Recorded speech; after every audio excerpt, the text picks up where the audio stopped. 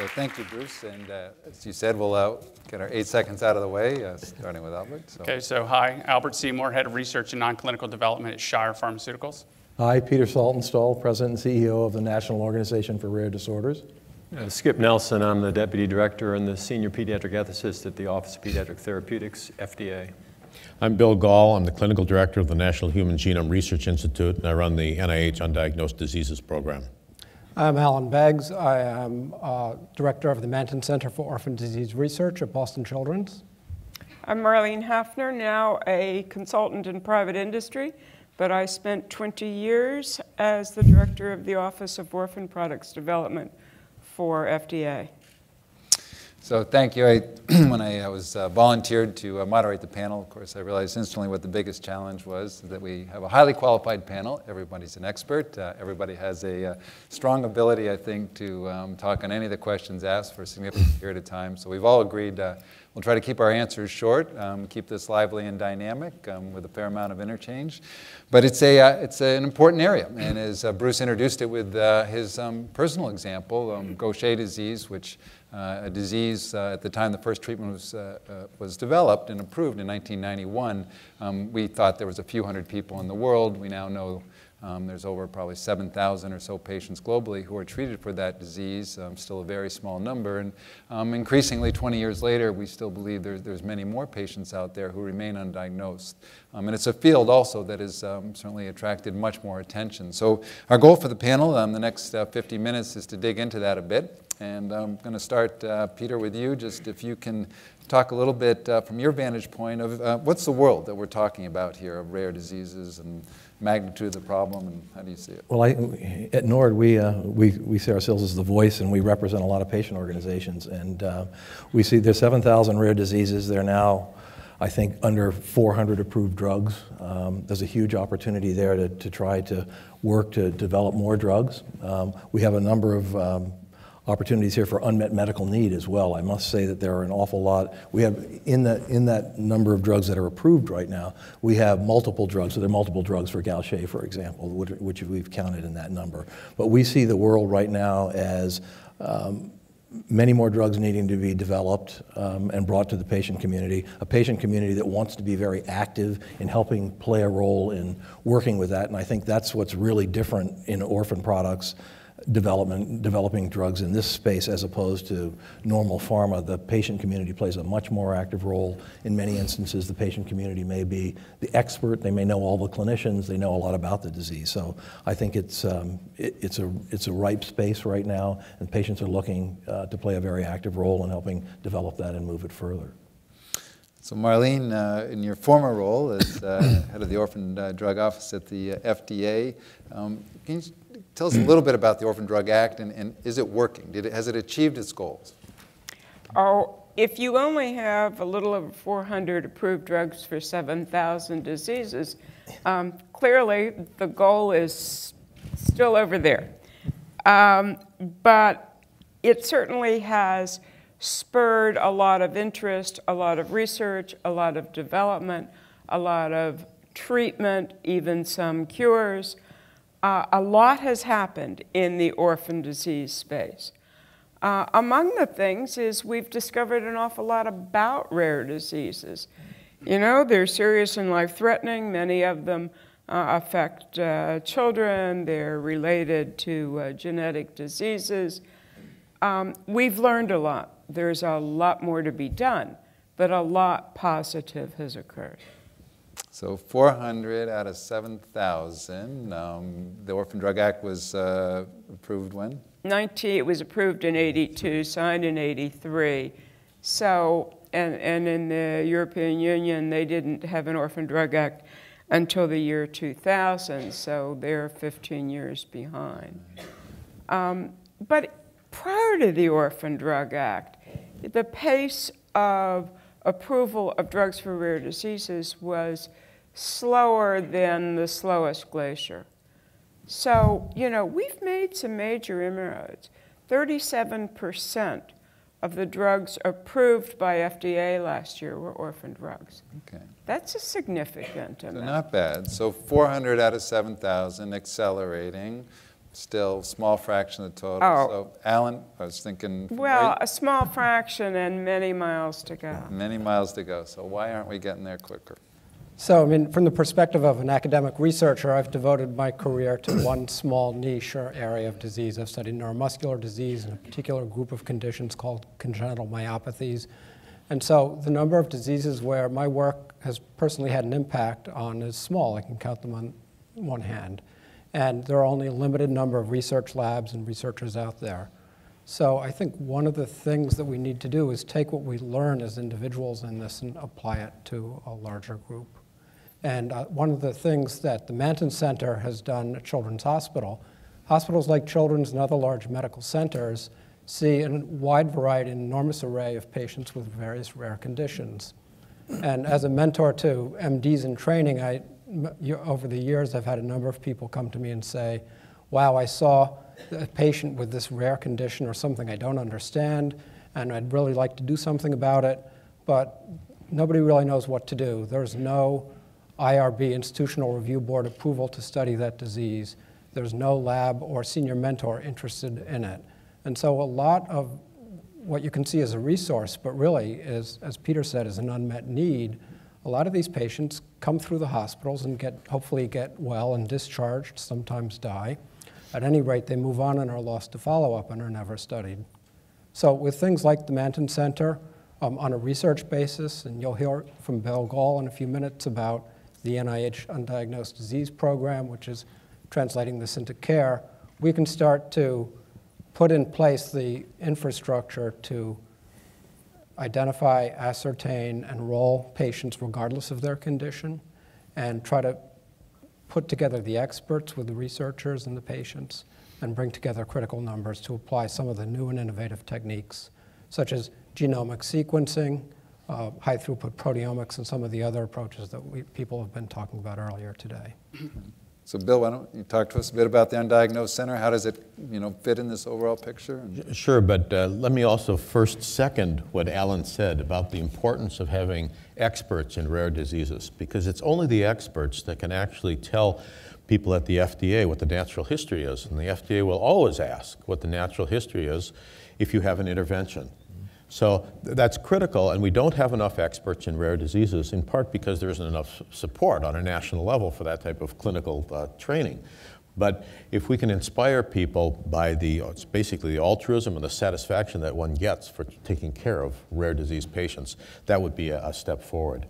Now, the Undiagnosed Diseases Program at the NIH has now had 10,000 inquiries over the last 6 years, and about 3,000 or 3,500 medical records sent, and accepted about 800 individuals whom we've seen for a week at a time at the NIH.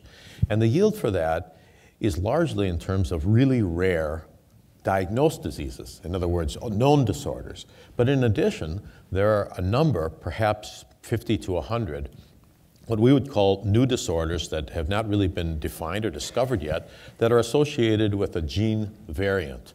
And now we have to prove the causality of that variant for that disease. But when we do that, then we'll add those diseases to our knowledge base.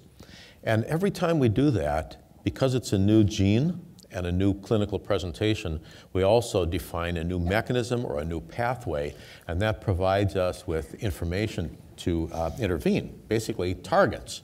So we consider this an incredibly important innovation, and in fact the NIH devoted $145 million to expand it over the 7 fiscal years between 13 and 20, and there are now 6 clinical centers around the country, as well as 2 sequencing centers and a coordinating center that are part of a network to advance undiagnosed diseases, both for diagnosing patients and giving them some hope for the future, and for discovering new mechanisms of action.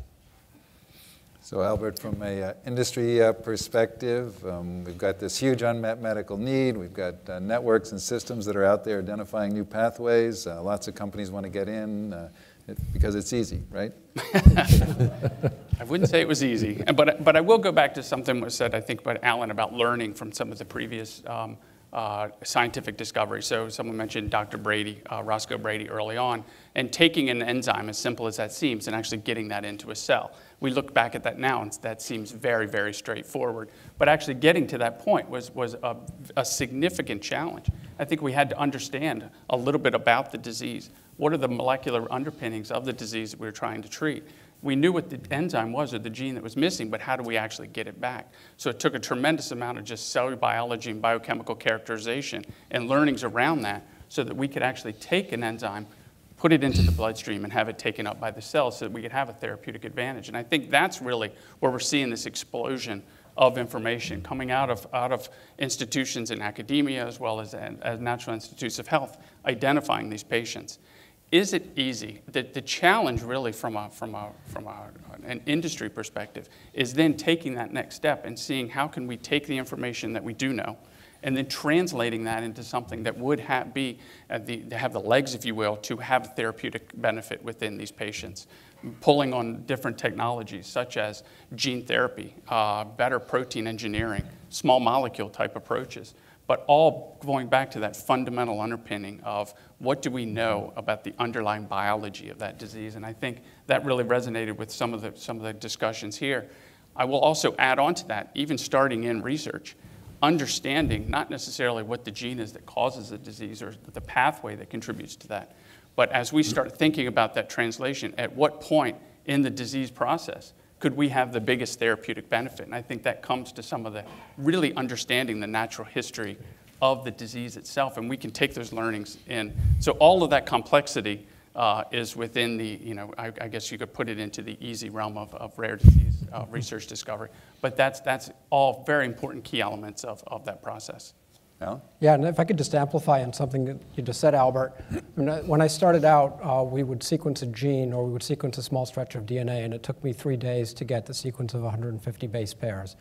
It took 10 years and $3 billion, or do I have it the other way around, to sequence the first human genome. Now we sequence that genome in a few days, if not potentially a few hours.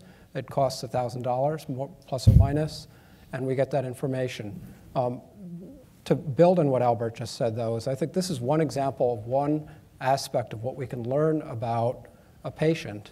And what I think one of the waves of the future is going to be systems biology, putting together the information about the genome together with the information about, say, the transcriptome, basically the catalog of genes that are turned on or off in any particular organ or tissue in the disease state, correlating that with the proteome, the levels of all the various proteins in that disease tissue. And as we just saw in the movie at lunch, putting that together with minute-by-minute data information on heart rate and various physiological measures.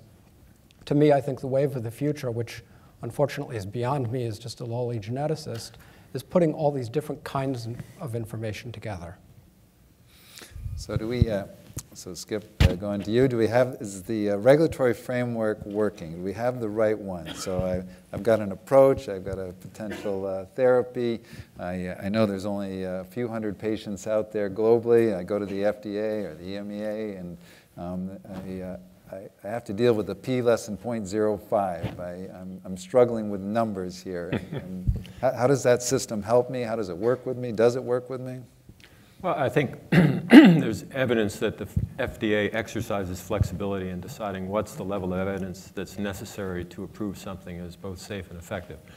And there's been publications that have looked at that, and I think orphan product approvals are in fact leading the way. There's a recognition that you can't expect the 1,000, 2,000, 3,000 or larger kinds of trials. And I think Myozyme was approved in a trial of 27, if I recall, something. 18. It was small. And the important there was having that natural history as a background to that.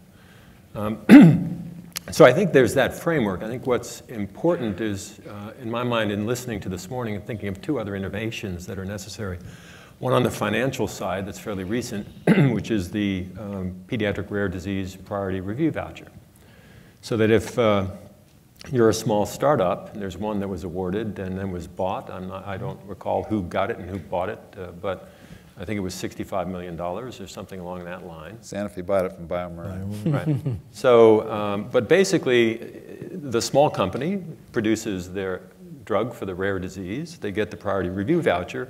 The big company that has, I think a statin is what they plan to apply it to. That's what. Yeah, anti-PCSK9. So Okay. it was an intense race. So again, the value. So one of the questions: Right, so- are the incentives working? Well, we'll see. So this was a new innovation to be able to buy and sell these priority review vouchers. And so the idea is that the small company can spend maybe less than $65 million, make some money off of that, and then the priority review voucher means that instead of a 10-month review cycle, you get a 6-month review cycle, and that gives you 4 months onto the market faster, which if you're first in line could be worth a fair amount of money. So that's the logic there. So that's an interesting innovation. That's the first one. Just to round that out, 2 more will be awarded, then there'll be a year within which I guess any number could be awarded, but a year of review, and then the question will be, do we continue this? But I personally think it looks promising, and I hope it will remain promising.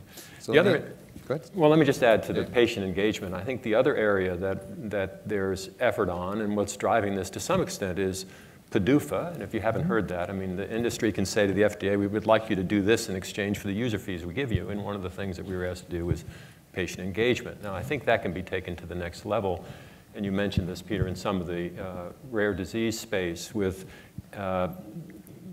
patient groups and parent groups basically engaging with FDA around things like trial design, endpoints, you know, the sorts of things that they want to see.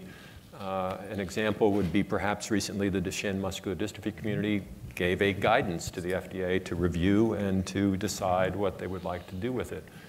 So there's a lot of engagement in different areas that patient groups and advocates can be engaged in.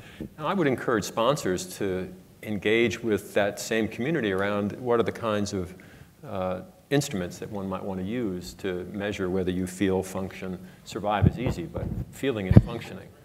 What are those kinds of things that you want to have as part of your trials?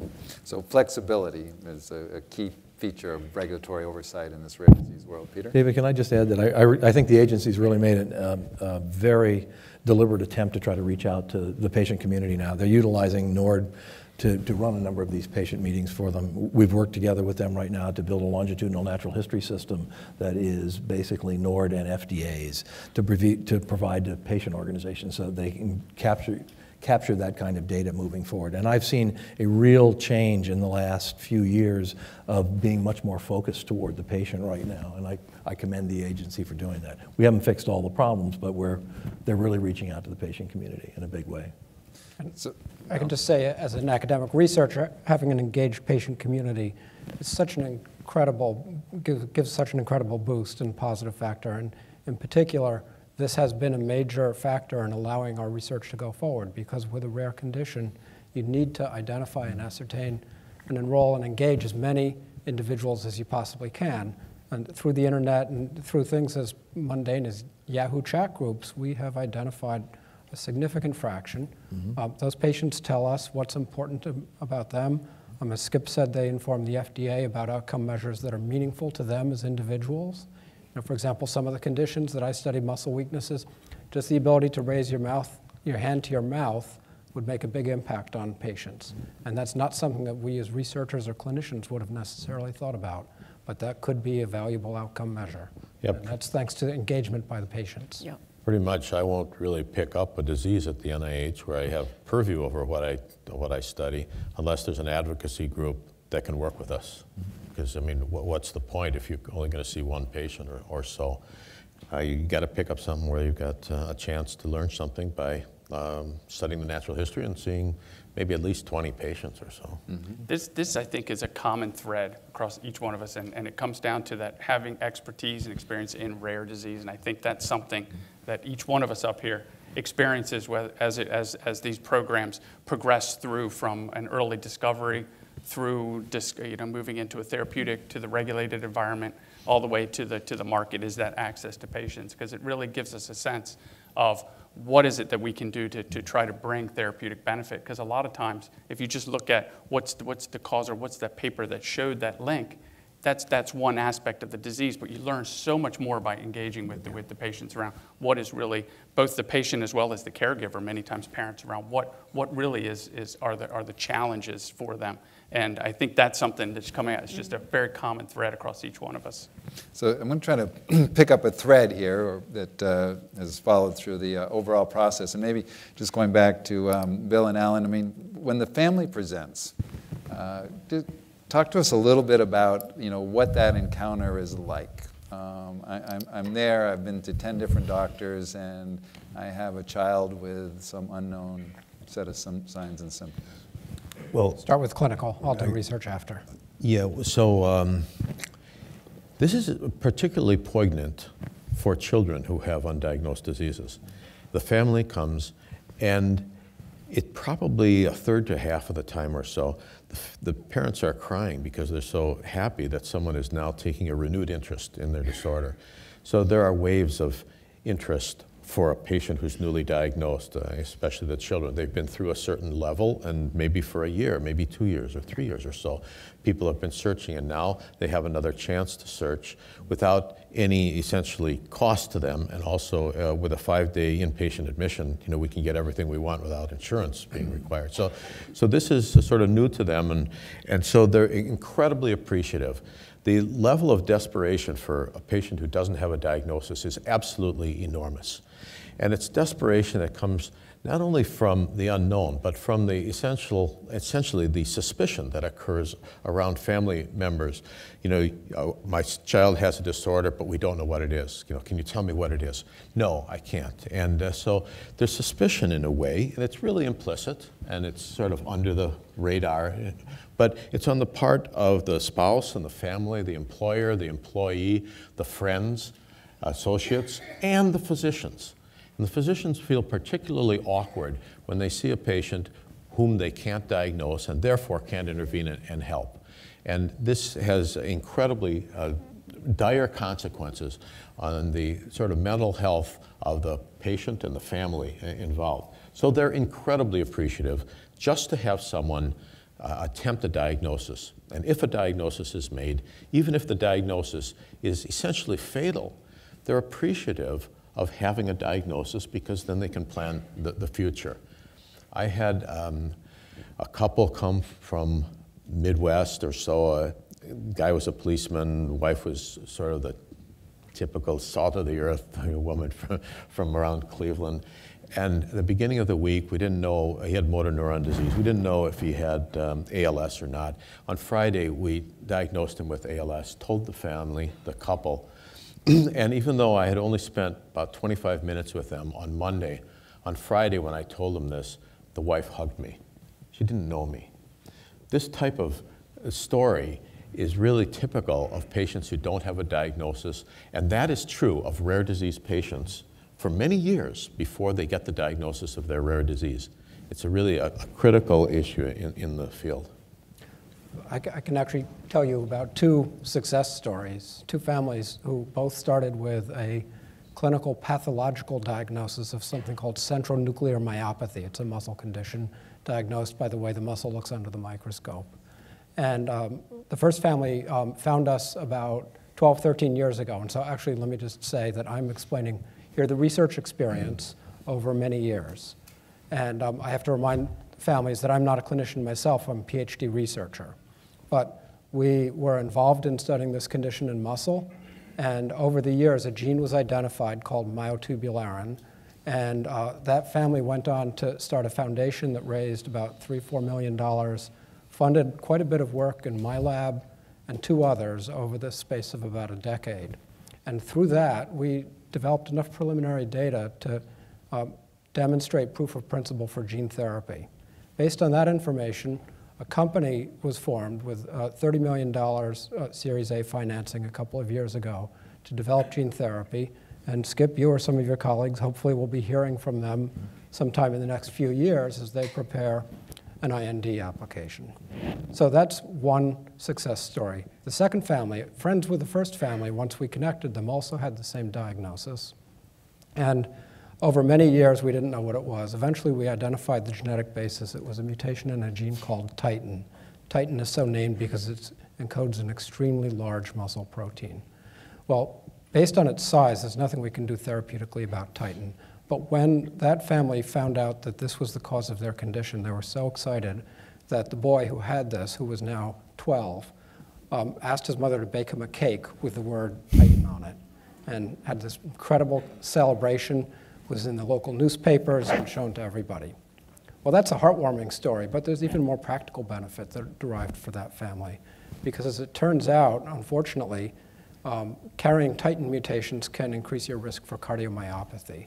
And through this process, we referred the parents for clinical evaluation and recognized that the mother and a number of relatives on her side of the family had cardiomyopathy. In fact, the maternal grandmother was known to have this and being treated. And through this, we were able to very early on identify a preclinical condition in some of in the mother and a couple of the aunts. So through this, we don't yet have a treatment for the boy, but he has a name. He's very excited about it. The family is active in promoting research on this gene, which we and others are doing, and there has been a direct clinical benefit. And I think you can't predict these things. These are 2 families out of many that we study, but over time, this is happening more and more often. So Marlene, they walk out of the office, they have a diagnosis, they have no treatment, they maybe know one other family. What do you do next, right? If you're fortunate enough to be able to fund a research institute, which is rare, that's certainly one level of activity, but most don't and can't. There's a variety of ways to get research funded, none of them easy. Again, I'll go back to the natural history of the disease. You really need to know and understand that disease. And that's probably step 1.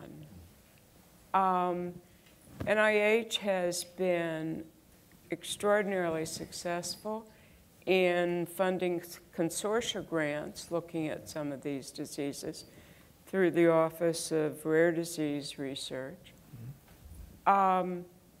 But with 7,000 rare diseases, really it's families that can make the difference. There is a company in New Jersey where a couple kids, I can't even remember the disease, but Daddy said, I'm going to figure out a way to treat my kids.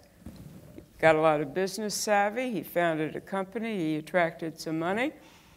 And they're well on their way.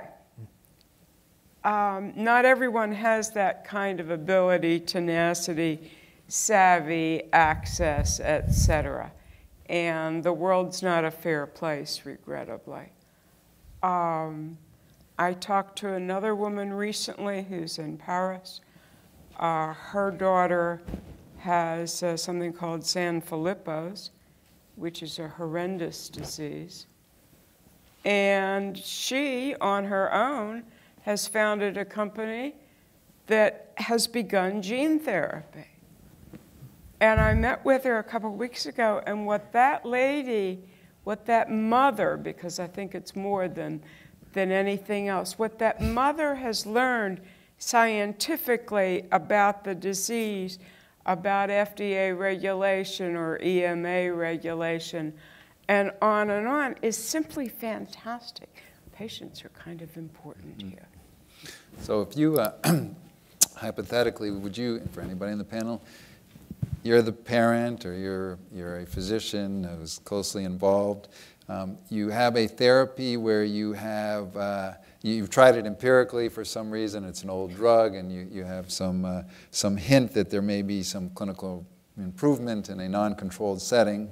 Would you rather have that set of evidence, or would you rather have no drug and a defined pathway linked back to the gene? Well, I'm a firm believer that orphan drugs need to be as safe and as effective as the drug for high blood pressure, diabetes, what have you. I think that patients with rare diseases need to know that their drug, as used for their disease, works for their disease. That doesn't mean that some risks aren't sometimes taken. They should be. We're seeing a whole experiment unfold in front of our eyes as far as Ebola treatment is concerned. Those are desperate times, but you need to monitor that as well, because we will learn something from that situation. Skip. But I do think it's important that these drugs are studied in a controlled setting. Yeah, perfect. I was sitting here thinking about examples of Duchenne muscular dystrophy and cystic fibrosis come to mind, because what strikes me in that area, I mean, there's a lot of old drugs that were repurposed into those areas, steroids, gentamicin, of course antibiotics, and a lot of things that were done that improved the life of children with both of those conditions, but nothing that approaches what molecular genetics has been able to do with Vertex, and I'm terrible at remembering the drug name. Is it Kalydeco. Yeah, Kalydeco. Now, what's interesting there is that takes cystic fibrosis and makes it not one disease, but I don't know how many diseases. Yep. And Duchenne muscular dystrophy is no longer one disease, but you get into exon skipping. And so there's a lot of interesting questions about, how do you, from a scientific basis, you've got one success, but how do you carry that forward into other mutations that may or may not respond to the same technology? Exon skipping might, but I don't know about enough about sodium chloride channels to be able to say whether it would or wouldn't. But that takes an orphan disease and makes it a super orphan disease. And the economic model becomes, in my mind, a bit obscure. Now, it's obscure from both sides. Orphan products do not have a user fee. Orphan products what, I'm sorry? Do not have a user fee. They're exempt from user fees. That's right. Right, and so basically if everything becomes an orphan, the FDA goes out of business, or our taxes will go up because we'll have to pay for the entire budget out of our taxes. The alternative also is can we afford all products that cost $200,000 per year to treat? So there's going to have to be some innovation in how we move forward in some of these orphan diseases, because in many ways, all of the diseases, as our molecular diagnostics get better, are going to become more and more orphan. So let's take that. It's obviously a big critical overhanging question here. Albert, from the industry, what is the business model, and how do you think about it, and what's too small? I mean, one of the questions we often get asked is, what's too small?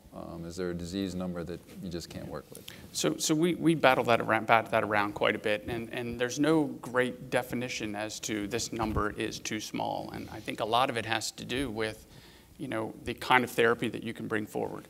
I think a lot of the challenges, if it's too small, are even just around developing the therapy itself. So if you want to understand the disease, understand the natural history of the disease, but there's so few patients around the world, doing that is logistically can be very difficult. Then say you did have a therapy that you thought could work in that particular disease, running the clinical development programs, just from an industry perspective, can be quite a challenge as you go through that. So those are some of the aspects that we actually look at to see if we're going to move into that. Do we know a lot about the biology? Is there a significant unmet medical need that we could address with a therapy there? And can we actually develop it so that we can, in a controlled setting, show that the therapy that we have works in that particular disease indication? Then we'll start to work more on the latter aspects of that, around the business model of that. But I think if you have those sort of key ingredients as you go forward, is a lot of what we focus on within those particular diseases and how we select what areas that we go into.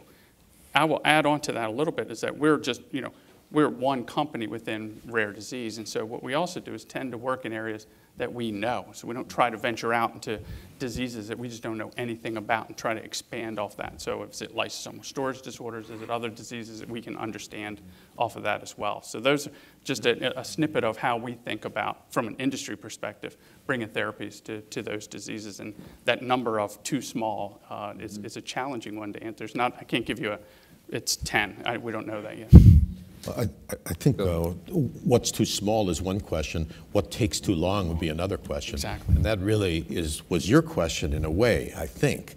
That is, if you had a drug that had empiric benefit in a single patient or a couple of patients, that's really a short-term issue, as opposed to your other opportunity, which would be to know the mechanism of action, which to me is a long-term issue that has really broader implications for other disorders, knowing the mechanism, but takes a lot longer because you have to develop that drug as a target.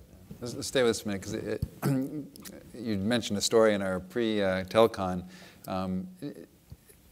That setting with, again, a family, just the dynamic of strong conviction that this is working, heavy influence in terms of running the trials. I mean, how does that influence, what Marlene said, the importance of, regardless small or large, we want to make sure that we have safe and effective therapies for these populations? Well, so I believe that when you have, for example, a universally fatal disease, that you should be willing to take more risks, because sure as hell the family is. I mean, there's no question that these families are willing to take those risks. So who are we to say that they shouldn't take a certain measure of risk that's higher than for a blood pressure pill, for example? Yeah. So I believe that, and I think that our system should recognize that, because it's part of the will of the patients. Okay, Peter? And then I would agree with Bill wholeheartedly. I think the challenge for us right now, and we're trying to deal with it, because we do have some of those patients that are willing to do absolutely anything. There's nothing more passionate or positive than a mom and dad who don't have a diagnosis and have an inkling of a hope that there's something that may do something positive. It's very hard to stop that energy. And I think that we're trying to deal on a regulatory basis right now of trying to understand where is the point. And I think we're not there yet, and I think it's going to take a lot more discussion to try to get there. But if I might make this one other point, when patients and their families are so desperate, they're willing to take means like going to other countries for completely ridiculous therapies, and we need to prevent them from doing that by offering them a more reasonable alternative. Absolutely agree.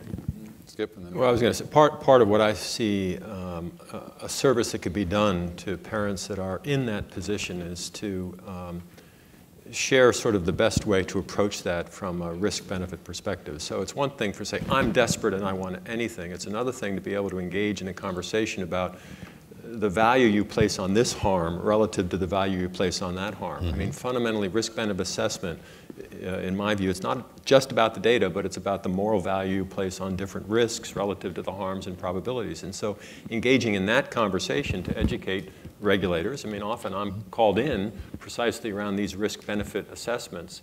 And part of it is, well, if you are going to die, maybe taking this risk is worth doing. Yeah. And that's part of the challenge, not only in the clinical trial, but also in seeing what harms one would be willing to risk to achieve the potential benefit that product may hold out. So that's part of that conversation. Yeah. Marlene and then Ellen, yeah. There's one other part of this equation, and we're in an innovation summit.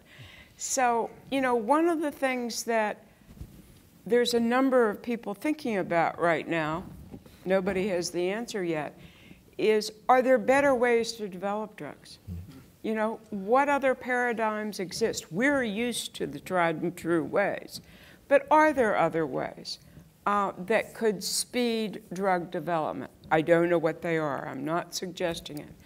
And I'm not suggesting that anything is wrong with what's being done. It's just that it does take a long time to develop a drug. Let's look at other paradigms. Right. And getting back to what Skip just said about risk and benefit, I think that's the crux of informed consent. Yeah. And I think that sometimes as a society and as a medical establishment, we're a little too paternalistic. And regulatory bodies tend to be risk averse and weigh risks and benefits themselves. I think that more power needs to be given to the individual patient and their physicians to weigh the relative risks and benefits. Everybody views risk differently. Everybody views the value of benefit differently. And that there needs to be space for people to have a little more self-determination. Because a lot of these conditions, they are invariably fatal over clearly defined time periods. And as Bill has said, these families are desperate. Now, we shouldn't just say yes to anybody who's desperate because they're desperate. But we do need to give them the opportunity to be educated and play a role in making these decisions. I was going to say some of the innovations perhaps that are, I think, beginning to happen are things like master protocols or situations where you could try and get to the point where sponsors could collaborate on the design of trials to where you need only one control group, whether that's a placebo or active control, we could debate, but only one control group with other products tested. An example, without multiple sclerosis, there's a lot of drugs being developed in that space for adults, and every single one of them will have a requirement to go into pediatrics, but there's only 200 new diagnoses in the United States for multiple sclerosis in pediatrics. And so it's like O'Hare at rush hour trying to land everybody. The only way to do that is for the industry to collaborate. The FDA can't say you all have to collaborate. It doesn't have that authority. But the only way that's going to happen in a rational way is either for the patients and investigators to organize so that they can control the conduit, or for the industry to get together and say, let's develop a master protocol approach. There are ways to begin to try and solve some of those problems. So we've touched on the tip of the iceberg here. We have about 10 minutes left, and would like to open it up to the audience to ask questions from you. Yeah. Down front. Since these are rare diseases worldwide, wouldn't it make sense to have a worldwide database of these kids? And then, I don't know if you saw the previous presentations, but I'd have Watson figure out, what this kid has. But I as a person, I've had a family who came to me with a rare disorder, and they went through so many different things. The kid had childhood myasthenia and got intubated and intubated and intubated, and they couldn't figure it out because he didn't have the antibodies. And so they did a head CT, and they found that he had a mild Arnold-Chiari, and unfortunately the kid unnecessarily went through brain surgery. And, it was just a nightmare, and he's 7 years old, and he came very close to dying several times, a really bright kid, and, he could have lost a few brain cells in all of this. But in any event, it just seems like... No, it's perfect. I mean, it's the classic, so awareness, right? I mean, how do global registries solve the problem, help us with the issue of awareness? Well, there are a lot of international activities. And there are a lot of international registries. Are there enough? Obviously not. But the internet has connected people in amazing ways. And almost all clinical trials for rare diseases now are multinational. And the European Medicines Agency and the FDA coordinate very closely. Do they coordinate with the rest of the world? Well, not everybody's got the same levels of ability, access, and capability. But there's a lot more sharing. I'm not saying there's enough. But there certainly is a lot more today. There's a group called ICORD, International Conference on Rare Diseases, that meets in a spot in the world once a year. The last one was in Holland. The one before was St. Petersburg, Russia. Next one's in Mexico. Always looking at the issues of rare diseases in that particular space and how one can shed light on what's happening in rare diseases and how families can get more integrally involved. And that group has spawned lots of rare disease legislation and regulation around the world. I'm just thinking if they had, my husband's a neurologist, I'm a pediatric critical care doc. We knew he had myasthenia, but, no one could recognize it because he didn't have the blood test to prove it, right? And so had somebody fed the data in to Watson, it should have been able to be diagnosed much earlier. That's what I'm saying, is that it would be nice to have a real database where you're feeding it. I agree with you. Yeah, I mean, so these global databases, I mean, awareness, as you're highlighting and what we've heard on the panel, is one of the most basic challenges for the rare disease population by definition, right? People don't know, and the odyssey that's been described here, patients seeing multiple physicians prior to the diagnosis. So registries, global databases are one of the most powerful tools that we have to further awareness. The Gaucher example 30 years later is still patients are still being diagnosed in the United States by physicians who, have no awareness. So this is a big part of the challenge for rare, of course. So, but actually, this brings to mind the comment this morning about the difficulty in bringing innovation to the last billion people on this planet. Because I'm involved in a number of these consortia and international registries and so on, we have the most number of patients from North America. We have a number from Europe.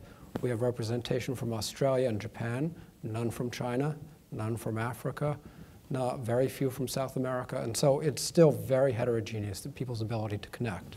The internet is a wonderful answer, but it's not yet a universal answer. Can I just add, David, that NORD is working with its sister organization in Europe called Eurordis, which represents most of Europe, and we are working together now. We've launched over 50 disease-specific patient communities, so people in the United States and in Europe can get on this one disease website and start to talk. So the patients are talking. At the same time, we're looking at now taking the longitudinal natural history system that we built here and trying to blend it with a system that they have in Europe right now to have at least something that works in those two parts of the world. But I will tell you, one of the things that we find, we're in Japan, we're in China, we're in South America, that most of them are not as well organized, or in some places there is no organization, so there's no catalyst for bringing that together right now. And that's a challenge that we're really working on from a patient perspective, for example, in Brazil right now where there's no structure, and we're trying to help put a structure in place so that we can do exactly that and then bring them into the mix as well. So there are efforts. The internet's helping us tremendously, but it's plowing one field at a time, and there are different rules and regulations as you try to make things work together across the pond, as they say. I think, at the risk of beating a dead horse, I might say that I think it's possible that if all the information on that child were put into an international database, the child might not still have been diagnosed or treated most appropriately. But I doubt that if that child had gone to an expert who had seen 100 cases of pediatric myasthenia, that the proper treatment would not have been given. Do you think that there is an expert in pediatric myasthenia that has seen 100 cases of that? I mean, the point is that if you were really, really, really expert, that type of knowledge is really incredibly important, hands-on. One more, yeah. Yeah, so since this is an innovation summit, looking at what Shire's done with the Rare Disease Impact Report recently, looked at about, I think, an average of 8 years' time from symptom onset to diagnosis. For rare disease patients, and about 6 doctors that someone sees on average. To me, that says that the system that we have in place for healthcare, particularly in America, fails these rare disease patients pretty systemically. What are the innovations that you guys see as industry advocates, NIH, and what do you think that the people in this room should be doing from an innovation perspective to shorten that time within their own systems? Well, I'll just start from an industry perspective. I mean, this is this diagnostic odyssey that we talk a lot about, that these children just go from doctor to doctor who just haven't seen this. So it really comes to awareness. I think there's also an element of medical school education, focusing in on some rare disorders. I think as we look at some of the medical school curriculum, and you see the amount of time spent on human genetics or these, it's smaller, it's getting better, but I think more and more education that we can put in that.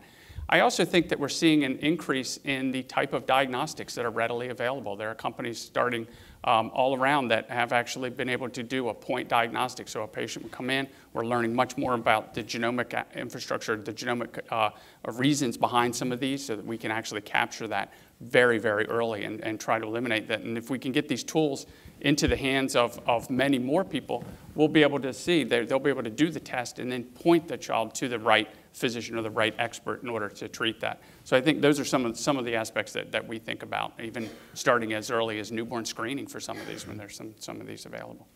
I was going to say, if you wanted an example of an impact of technology on diagnosis, newborn screening would be a good example, where we've gone from half a dozen in the 1980s to now 27 or 28 or even higher based on mass spec. So there's a big explosion, and not every state is the same, which is part of the problem. It's not been standardized. So that's an example where innovation in technology has had an impact on some of those diagnostic tools.